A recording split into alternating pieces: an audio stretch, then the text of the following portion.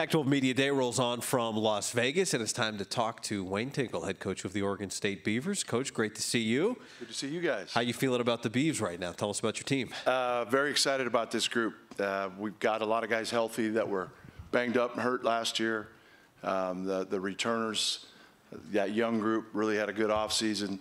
Some of our older guys, Dexter Akano, had a great offseason, physically and mentally, really stepping into his leadership role with this young group in a great fashion. So, and then adding some freshmen that I think are going to make an impact. So, thrilled about the group. I had a couple of your games at the end of the year, Wayne, and I remember saying on the broadcast, it was great that you had all these freshmen getting all this experience. But it doesn't matter unless they have a great offseason and come back looking different this year. Yeah, well, you hear a lot of coaches talk about the biggest year of growth for their players is between that freshman and sophomore year. And the fact that they're great kids, they put in the time. Our strength coach, Chandler, did a great job with them. Nick Buys, our trainer, getting guys healthy. You know, we talked a little bit about where we were picked, and really we don't have anybody to blame because they don't know what they don't know. You know, we lose Shoal Mariel after 2 league games. We didn't have Justin Rochlin or Christian Wright for the first half of the season. Justin only played a handful of games there. Christian was never really 100%. Those guys are all healthy. And so I think people will see fairly quickly that this group, how they've come together, how hard they worked this offseason to put us in a position we're very excited. Telling that you brought 2 sophomores with you, I mean, along the lines of this conversation, right? Yeah, and the state of affairs that we're in right now, keeping that freshman class together, Don, is equally as important. And so we've got 2 guys that really have bought into our program, the way we do things. And it does say a lot about where our team's at. We made the commitment to go young, which not many people do. But, you know, we're confident we're going to be able to build this thing to last. Well, what do you take from last year? Again, getting back to these young guys, got all this experience, got a lot of minutes. What areas do they now, as a group, have to be better at this year? Yeah, well, specifically, we're normally a very good scoring around the rim team. Last year, we were one of the worst in the country. Could not finish around the basket. I think the fact that we had some young guys, we didn't have that Kyler Kelly, Drew Eubank guy that we could throw it to down there. Guys that could finish, Ethan Thompson, Trace, you know, those guys. Now we've got a group that's gotten bigger and stronger. Again, we've got guys healthy, and we've seen it as a staff. Coach Revno does a great job of keeping all those stats of the percentage of baskets we're getting in the paint and our shooting percentages there, albeit in practice. Which I think, you know, is going to free some things up on the perimeter. We weren't a great shooting team. And then defensively, having that size back, protecting the rim, we weren't a great defensive 2-point field goal percentage team. Speaking of scoring in the paint and around the rim, Casey Beckway came in last year, was a late signee, I believe, and so never really got himself into great shape, great condition. But you saw flashes, like you see the footwork, you saw him finish in the paint. Talk about his offseason, and it sounds like he's lost a bunch of weight and he's in way better condition and going to make more of an impact this year. Yeah, I think the light kind of clicked into his defense. He was a late signee, a lot thrown at him, especially once Shoal went down. You saw, I mean, he won us the game against USC at home with a couple key blocks late. He's fired up. He's always been able to get up and down the court, but now he can play extended minutes. He's very focused. You got 7'2" Shoal, who doesn't weigh what Casey weighs.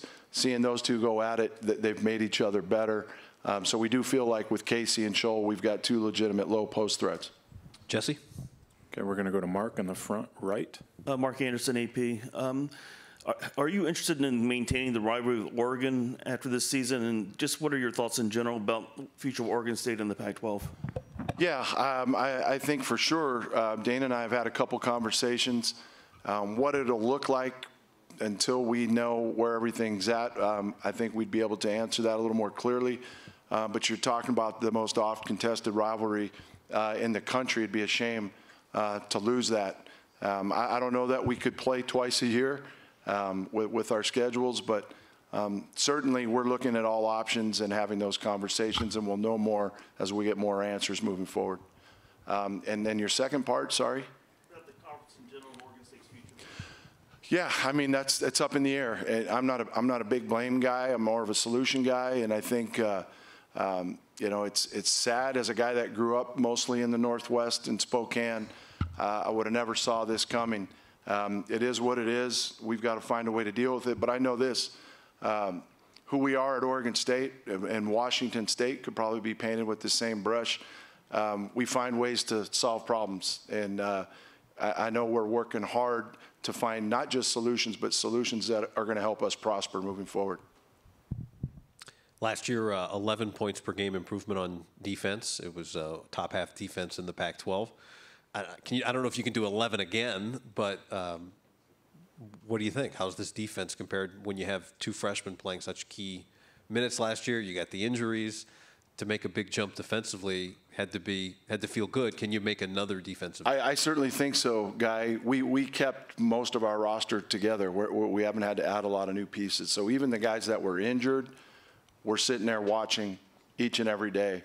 And the funny thing is this summer, and it was by design, we put a lot more in. So when we hit November 6th, we'll have much more of our defensive package in than we've had the last couple of years, which I know will prove fruitful for us. I was going to ask you that, Wayne. It's funny you asked it before or you said it because not funny to me. Well, yeah, you've gotten pretty sophisticated with your defense, where you play half the court one way, half the court the other, which not a lot of teams do. But could you do that last year with such a young group? But now I'm assuming after a year of having them, you will be able to do a lot more defensively. No, you guys are both spot on. We just didn't have that luxury. Playing so many young guys last year, we weren't able to use the 1-3-1 a whole bunch last season. It's the experience come game time is one thing, but just the retention was tough without so much being thrown at them. Having the summer workouts and then early in the fall, we're much further ahead. So I'm excited that we're going to have more to go to earlier in the season. No transfers. No transfers. Yeah, I mean, was that intentional? Well, yeah, we made a commitment after what happened 2 years ago to go young and to build it back.